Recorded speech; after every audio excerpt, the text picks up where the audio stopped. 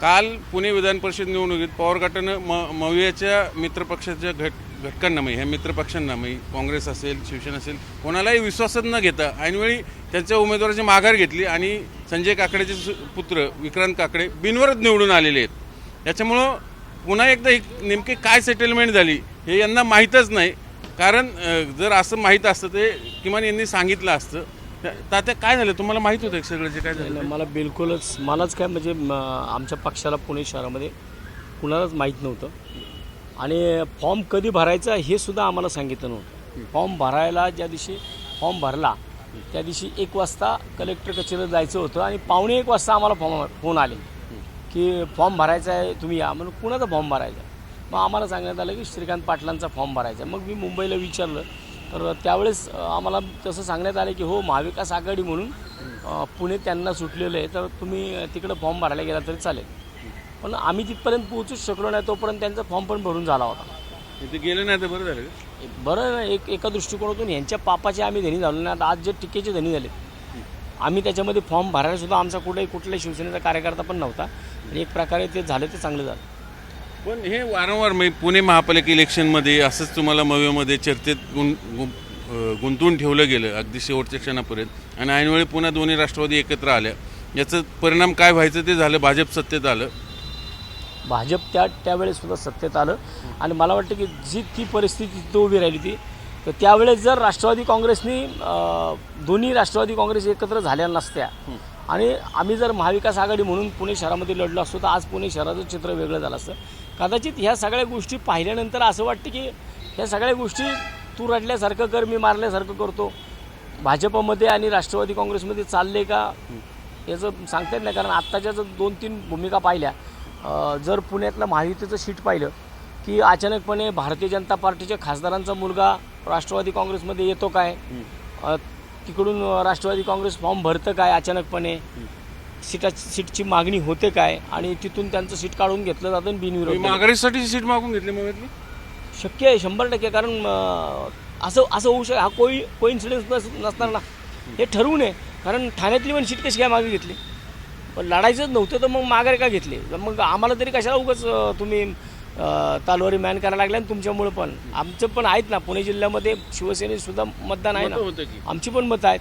मग तुम्ही तसं म्हटलं असतं तर कदाचित आमच्यामध्ये मी स्वतः लढलो असतो, मला सांगितलं असतं, मला पक्ष आदेश आला असता, मी इथं या ठिकाणी विधान परिषदेची निवडणूक मी लढलो असतो। कालच्या प्रकारामुळं मविया आहे की नाही असा प्रश्न आता तुम्हीच उपस्थित करा। नाही, मविया महानगरपालिकेमधूनच नाही आहे पुण्यामध्ये। तर मी पुण्यामधलं जर बघितलं तर पुण्यामध्ये मविया, कारण इंडिव्हिज्युअली प्रत्येक पक्ष स्वतः 1-2 आंदोलन केली म्हणून महाविकास आघाडी आहे असं होऊ शकत नाही। मी तर माझ्या पक्षामध्ये ज्यावेळेस बोलणं झालं होतं त्यावेळेस पण मी सांगितलं होतं की कदाचित आपण सिंगल लढलो असतो तर आपल्याला चांगलं मतदान झालं असतं पुण्यामध्ये। आता काय भूमिका आहे तुमची, मविया राहावी नाही राहावी? कारण दरवेळेस असंच तुमच्या दोन्ही पक्षात काँग्रेसचा आणि उभाटात तुमचा वापर होतो राष्ट्रवादीकडनं, ते दोन्ही राष्ट्रवादी पुन्हा एकत्र येतात सोयीनुसार वेगळे होतात, मग एक सत्तेत एक बाहेर, म्हणजे दोन्हीकडे स्पेस ऑक्युपाय करतात आणि त्याच्यामुळे त्याचा फटका तुम्हाला बसतो असं ना? फटका 100% बसतो, परंतु महाविकास आघाडी ठेवायची का नाही ठेवायची हा वरिष्ठ लेवलचा विषय, त्यामुळे ती लोक ठरवतील। मग त्याच्यामध्ये आदरणीय उद्धव साहेब आहेत, संजय राऊत साहेब आहेत, सचिन भाऊ आहेत, आदित्य साहेब आहेत, ही लोक ठरवतील महाविकास आघाडीच्या संदर्भामध्ये काय निर्णय घ्यायचा।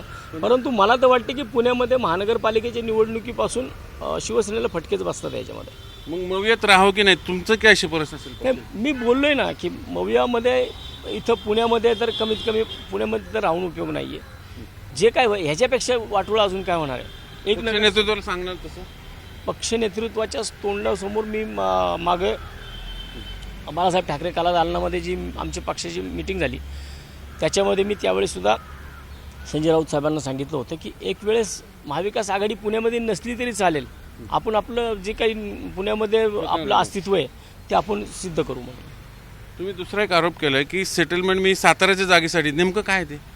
मला वाटतं की राष्ट्रवादी काँग्रेस शरदचंद्रजी पवार साहेबांच्या पक्षाने 3 जागा घेतल्या होत्या, त्याच्यामध्ये ठाणे, पुणे आणि सातारा ह्या 3 जागा महाविकास आघाडीमध्ये त्यांना होत्या। आज जर पाहिलं तर ठाण्यामध्ये शिवसेना एकनाथ शिंदे साहेबांच्या पक्षाचा उमेदवार आहे रवींद्र फाटक, तर ते फाटक साहेब तिथे बिनविरोध निवडून आले का तर तिथं राष्ट्रवादी काँग्रेस आघाडीमधला जो उमेदवार होता तो शरदचंद्रजी पवार साहेबांच्या राष्ट्रवादीचा तिथं होता. माघार घेतली. त्यांनी तिथं माघार घेतली. फाटक साहेब तिथं शिवसेनेचे बिनविरोध झाले. पुण्यामध्ये अजितदादा पवारांच्या पक्षाचे उमेदवार होते, जे म्हणजे महायुतीचे उमेदवार होते. इथं सुद्धा शरदचंद्रजी पवार साहेबांच्या पक्षाचा राष्ट्रवादी काँग्रेसचा उमेदवार होता. ते सुद्धा इथून त्यांनी सुद्धा वॉकआउट केलं. त्यांनी वॉकआउट केल्यामुळे इथं महायुतीचा उमेदवार काकडे बिनविरोध झाले.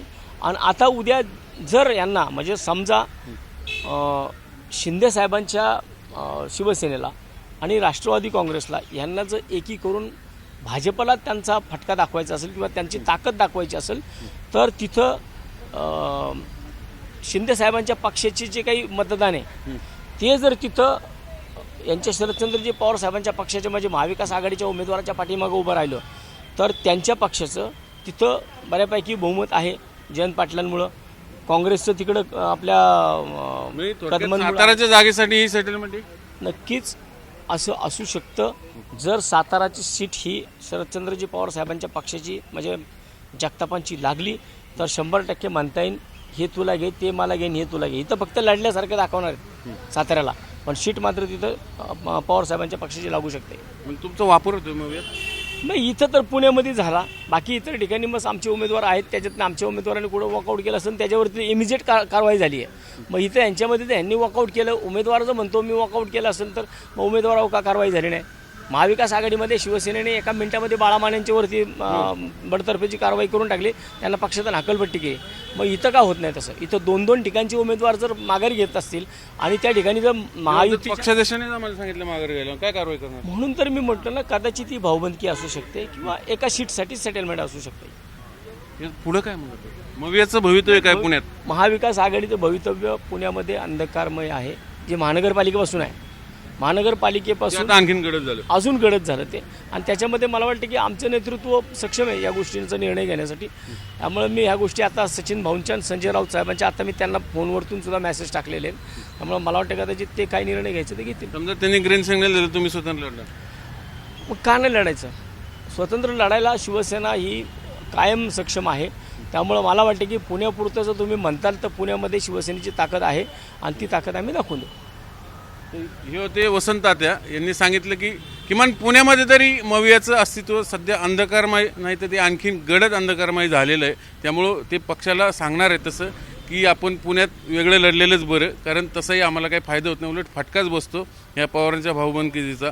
त्यामुळे इथून पुढं तरी आता मविया आहे की नाही पुण्यात असा प्रश्न आता या निमित्ताने निर्माण होताना दिसतोय. व्हिडिओ जर्नलिस्ट विकी कांबळेसह चनान फोंदे, झी मीडिया, पुणे.